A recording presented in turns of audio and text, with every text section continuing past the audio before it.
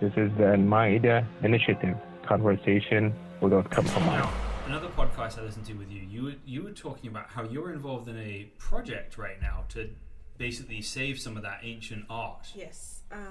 So I am collaborating. So I do have a science background.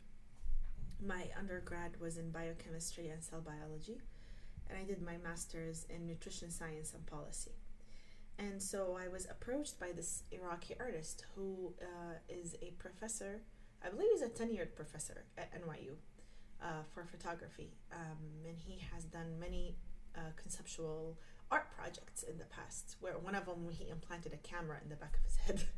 He's pretty brilliant. His ideas are brilliant. And so his idea was he wants to preserve the culture and the art in Iraq. And after ISIS blew up those monuments in Mosul, everybody was torn by that. Everybody was hurt by that. These are historical artifacts that aren't just for Iraq. This is a world thing.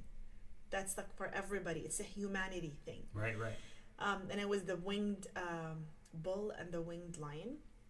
So his idea was, do you want to collaborate with me on this? And the idea was that we would store the data of how to reconstruct those destroyed artifacts in the DNA of seeds.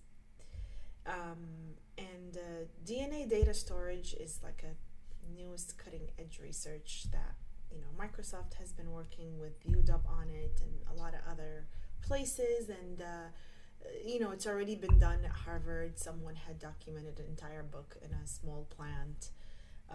And so I would say it's the future of data storage, because we will eventually because there's a lot of data. We're generating data at a rate way higher than what we can store. And eventually we're going to run out of space, and we're going to have to decompress and come up with new ways. And that's one new way, because seeds have been shown they withstand the test of time.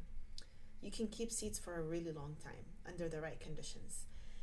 And the DNA can stay dormant up until you plant them and you make trees out of them. And so that would replicate with the plant. And the way to do it, really, it's not like you're taking information and storing it in a chip in a seed. That's not how it works. We would use a third-party company that generates synthetic DNA, and then we would use something like Morse code, and there's a way of doing it in the lab, and then you insert this new DNA that represents this data into the plant, and it gets preserved, and then it gets made into seeds, and that's how it is. But right now we're at the stage of we're trying to connect with a lab that would help us with this project. So I helped write the proposal on how to do this experiment based on my background and in science, and as an Iraqi, and as an Iraqi American artist, and all of these things.